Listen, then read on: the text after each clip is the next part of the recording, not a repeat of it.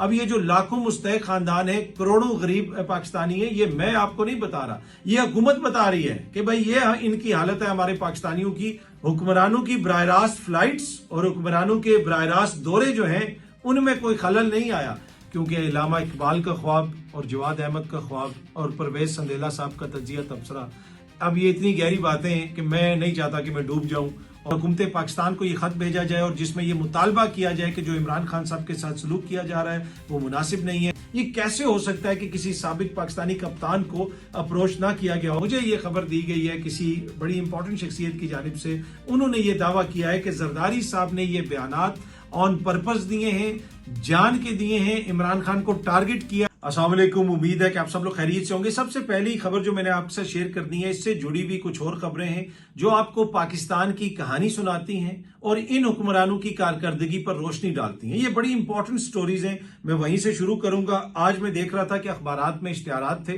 कि वफाकी हुकूमत ने इतने अरब रुपया प्लेज कर दिया है, पंजाब की हुकूमत ने इतने अरब रुपया प्लेज कर दिया है, क्योंकि लाखों मुस्तहिक खानदान हैं जो रमजान में 2 वक्त की रोटी भी अफोर्ड नहीं कर सकते, लिहाजा उनके लिए रमजान पैकेज इंट्रोड्यूस करवाया गया। लेकिन दूसरी तरफ यह खबर भी मैं आज देख रहा था कि पंजाब की हुकूमत ने 10 अरब रुपए का एक नया त्यारा खरीद लिया।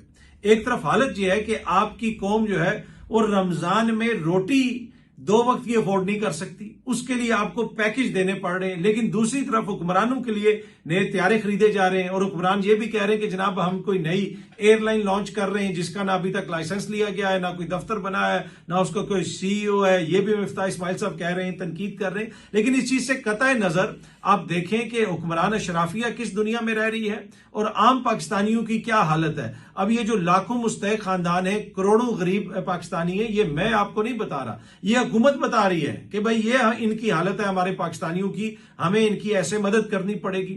अच्छा, कुछ बरस पहले मुझे याद है कि गार्डियन में वो खबर भी छपी थी, ये सामने आप खबर भी देख सकते हैं। बरतानिया के वजीर आजम पे क्रिटिसिज्म हुआ कि भाई ये अपने मुल्क में जब ट्रेवल करते हैं तो ये सरकारी त्यारे पे इधर जाते हैं, सरकारी त्यारे पे उधर जाते हैं, और बड़ी सख्त किस्म की तनकीद हुई। बरतानिया जैसे मुल्क में, दीगर ममालिक में भी होती है, लेकिन पाकिस्तान जैसा मुल्क जिसकी हालत यह है कि करोड़ों लोगों को रमजान के अंदर भी 2 वक्त की रोटी के लिए भी हुकूमत को मदद करनी पड़ती है, अदरवाइज वो अफोर्ड नहीं कर सकते। लेकिन वहां पे त्यारे जिस तरह उड़ते हैं, लगता है ऐसे है कि इनमें पानी डाला जाता है। ये फ्री त्यारे आते हैं, पूरी दुनिया में जिस तरीके से टूर लगाए जाते हैं वो भी हमारे सामने है। तो एक तरफ ये सूरत हाल है, दूसरी तरफ ये सामने आप खबर देख सकते हैं कि पाकिस्तान ने जनाब कर्जा लिया है। जी हाँ जी, एक प्राइवेट बैंक से पाकिस्तान ने कर्जा लिया है ताकि जो पाकिस्तान के जो फॉरेन करेंसी के रिजर्व्स हैं उनको स्टेबल किया जा सके। और ये कर्जा लिया गया है जनाब स्टैंडर्ड चार्टर्ड बैंक से। एक्सप्रेस ट्रिब्यून की आज शहबाज राना साहब की ये स्टोरी है और इस कर्जे का मकसद ये है कि ज़र मुबादला के जखायर को मजबूत किया जाए और $600 मिलियन का ये कर्जा लिया गया और इसका जो इंटरेस्ट रेट है वो भी गालबन कोई 6% से ऊपर है। तो एक तरफ आप कर्जे ले रहे हैं दुनिया से डॉलर्स में कि आपके पास रिजर्व्स नहीं है, दूसरी तरफ आप त्यारे खरीद रहे हैं, पूरी दुनिया में घूम फिर रहे हैं। वजीर आजम शहबाज शरीफ साहब इस वक्त अमेरिका पहुंच चुके हैं, वो जो बोर्ड ऑफ पीस की पहली मीटिंग है उसमें उन्होंने शिरकत करनी है। उस चीज से कतई नजर पूरी दुनिया के अंदर उनके त्यारे घूमते रहे। कितने इन्होंने फॉरेन ट्रिप्स किए वो हमारे सामने हैं। यहां पे तो हमने देखा कि एक सूबे के वज़ीर आला उठती हैं, त्यारा उठाती हैं एयरफोर्स का और वो चली जाती हैं जापान, कभी जनाब वो जा रही हैं ब्राजील जा रही हैं, कभी कोई ऑस्ट्रिया जा रहा है, कभी कोई किधर जा रहा है। लेकिन इन सारे दौरों का नतीजा क्या है वो आज डॉन न्यूज ने रिपोर्ट किया है। उसका नतीजा ये है कि पाकिस्तान के अंदर जो बराह रास्त बैरूनी सरमायाकारी है उसमें कमी आई है। हुक्मरानों की बराह रास्त फ्लाइट्स और हुक्मरानों के बराह रास्त दौरे जो हैं उनमें कोई खलल नहीं आया, लेकिन आपके मुल्क में जो बराह रास्त फॉरेन इन्वेस्टमेंट आ रही है यानी FDI फॉरेन डायरेक्ट इन्वेस्टमेंट, उसमें कमी आई है। डॉन न्यूज ने रिपोर्ट किया और खबर की तफसील में बताया गया है कि जो डेटा रिलीज किया गया है पाकिस्तान के सरकारी बैंक की जानिब से, स्टेट बैंक ऑफ पाकिस्तान की जानिब से, उससे जाहिर होता है कि फाइनेंशियल ईयर 2025-26 में जो इन्वेस्टमेंट आई है बिटवीन जुलाई टू जनवरी वो आई है $981 मिलियन। और अगर आप इससे पीछे चले जाएं तो वो जो इन्वेस्टमेंट आई थी वो $1.6 अरब से ज्यादा थी। तो ये दौरे तो तेजी से जारी हैं, लेकिन फॉरेन डायरेक्ट इन्वेस्टमेंट में पाकिस्तान में कमी आ रही है। पर एनीवे अच्छी खबर जिस तरह मैंने आपके साथ पहले भी शेयर की, ये सामने आप देख सकते हैं, हमारे वजीर आजम जो है वो माशाल्लाह पहुंच गए हैं सरकारी दौरे पर वाशिंगटन डीसी, और यकीनन वहां से वो पाकिस्तान के लिए खुशखबरियां लेके आएंगे। अगर आप हुकूमती शख्सियात या हुकूमत से रिलेटेड जितने भी आप सोशल मीडिया अकाउंट्स देख लें, इनके जो एक्टिविस्ट हैं, इनके लीडरान हैं, तो वहां से आपको इतना मवाद मिल जाता है कि आप रोजाना 5-6 व्लॉग आसानी से कर सकते हैं। ये मैंने बड़े जिसे कहते हैं कसरे नफसी से काम लिया। अगर आप चाहें तो कहीं 100 व्लॉग्स भी कर सकते हैं। इतनी दानिश आपको मिलती है, इतनी बेहतरीन चीजें आपको मिलती हैं। इसी तरह नून लीग से एक वाबस्ता शख्सियत है, परवेज संदेला साहब हैं, उन्होंने एक ट्वीट की हुई है, अपने ट्विटर अकाउंट के ऊपर एक तस्वीर शेयर की हुई है। ये सामने आप तस्वीर देख सकते हैं जिसमें गालिबन वो जवाद अहमद साहब के साथ कोई पॉडकास्ट वगैरह कर रहे हैं। और परवेज संदेला साहब ने लिखा हुआ है कि जब इल्लामा इकबाल ने पाकिस्तान का ख्वाब देखा तो लोग उसे दीवाने का ख्वाब कहते थे, मगर वही ख्वाब हकीकत बना। आज जवाद अहमद से तफसीली गुफ्तगू हुई कि मुल्क में हकीकी इनकलाब कैसे आएगा। उनके ख्वाब को भी कुछ लोग दीवानगी कह रहे हैं। तो उन्होंने बुनियादी तौर पे आपको यह बताया है कि जैसे इल्लामा इकबाल ने पाकिस्तान का ख्वाब देखा था, आजकल जवाद अहमद साहब जो हैं वो पाकिस्तान के अंदर हकीकी इनकलाब या हकीकी तब्दीली का ख्वाब देख रहे हैं। तो उन्होंने इक्वेट कर दिया, मिला दिया इल्लामा इकबाल के ख्वाब को और जवाद अहमद साहब के जो है ख्वाब को। अच्छा, अब अपनी इस पोस्ट के अंदर, अपनी इस ट्वीट के अंदर उन्होंने इतनी गहरी बात कर दी है कि मैं इसके ऊपर मजीद कोई आप तज्जिया तबसरा नहीं कर सकता, क्योंकि इल्लामा इकबाल का ख्वाब और जवाद अहमद का ख्वाब और परवेज संदेला साहब का तज्जिया तबसरा, अब ये इतनी गहरी बातें हैं कि मैं नहीं चाहता कि मैं डूब जाऊं और मेरे लिए कोई मसला बने, तो मैं लिहाजा इसको यहीं पे छोड़ देता हूं। और आपने भी इस पे ज्यादा गौर नहीं करना, ये बहुत ज्यादा गहरी बातें हैं, आम बंदा इनको नहीं समझ सकता। हाँ, अगर कोई नून लीग से आपका कोई दोस्त है तो उससे रोशनी डलवा लें, तो शायद वो कोई आपको समझा दे, या कोई दीगर कोई ऐसा बंदा बहुत ज्यादा पढ़ा लिखा हो तो उससे पूछ लें। आम बंदे के बस की बात नहीं है ये। अच्छा जी, अगली जो स्टोरी है वो ऑस्ट्रेलिया के साबिक क्रिकेट कैप्टन ग्रेग चैपल साहब के हवाले से है।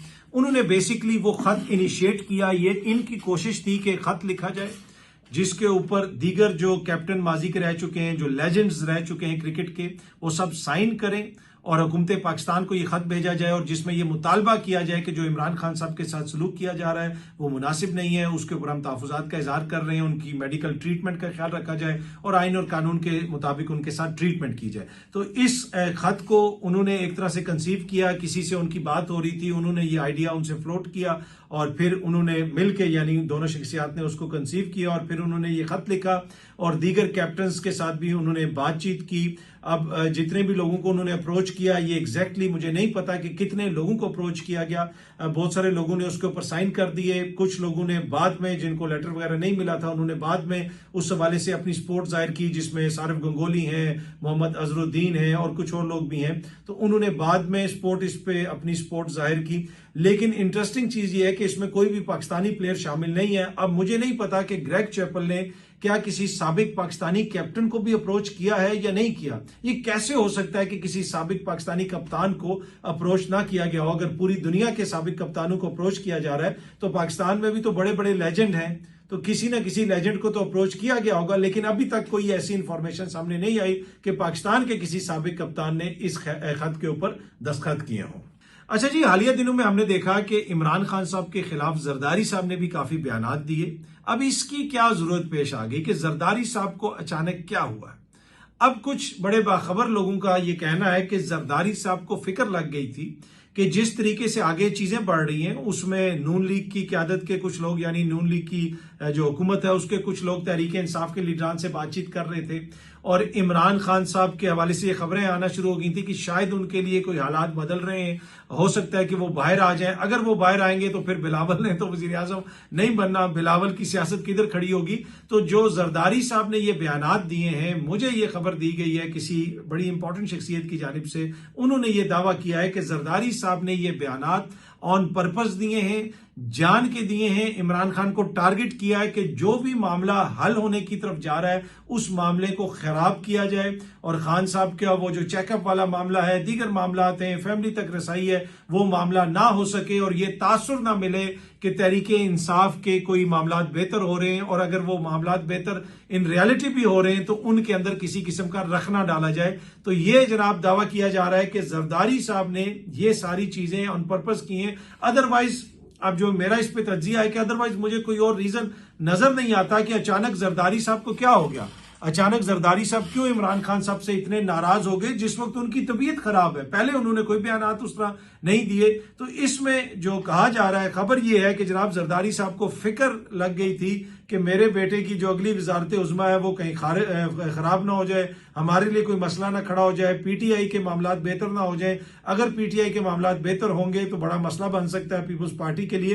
तो इस वजह से उन्होंने ये बयानात दिए हैं। अब इस पे हतमी तो वही अपनी राय दे सकते हैं, वही इसको कह सकते हैं उन्होंने ऐसा क्यों किया या नहीं किया, लेकिन इस तरह की खबरें आ रही हैं। और एक बड़ी इंपॉर्टेंट शख्सियत जो इस सारे अमल का हिस्सा थी, लेट मी रिपीट दिस, ये जो हुकूमत की तरफ से पैगाम भेजे जा रहे थे, तहरीके इंसाफ की तरफ से पैगाम लिए जा रहे थे, खानदान के लोगों को पैगाम दिए जा रहे थे कि ये जाएगा, ये नहीं जाएगा, वो इसमें शामिल होगा, वो इसमें शामिल नहीं होगा, वो शख्सियत इस सारे अमल का हिस्सा थी। और उसने कहा है कि जरदारी साहब ने जान के बीच में ये मुद्दा खड़ा किया और एक तरह से सारे अमल को सबटाज करने की कोशिश की। अच्छा, जो जरदारी साहब ने बयानात दिए वो तो दिए, लेकिन उन्होंने कहा कि इमरान खान साहब जो है वो औरतों की तरह रो रहे हैं। उसके ऊपर कुछ लोगों ने बड़ी नाराजगी का इजहार किया कि ये बड़े मिसोजिनिस्टिक किस्म के ख्यालात हैं, आप कैसे ऐसे मिसोजनी का इजहार कर सकते हैं, औरत मुखालिफ ये जो है बयानात हैं। ठीक है, आउटरेज होनी चाहिए, मैं बिल्कुल इस चीज से अग्री करता हूं, मिसोजिनी की कोई गुंजाइश नहीं है। लेकिन क्या ये सारी मोजिज शख्सियात जो हैं, ये जब ख्वातीन के साथ नारवा सलूक होता है उसके ऊपर भी इतनी आउटरेज दिखाती हैं या नहीं दिखाती? ये एक क्वेश्चन है, ये आप भी अपने आप से कीजिएगा, मैं भी अपने आप से करता हूं, मैं भी जवाब ढूंढने की कोशिश करता हूं, आप भी जवाब ढूंढिएगा। बहुत सारी चीजें ना मैं देख रहा था आजकल, कोई फैज साहब के हवाले से भी कोई कॉन्फ्रेंस वगैरह हो रही थी, और फैज साहब की शायरी और फैज साहब का जो सारी चीजें वो आपको पता ही है।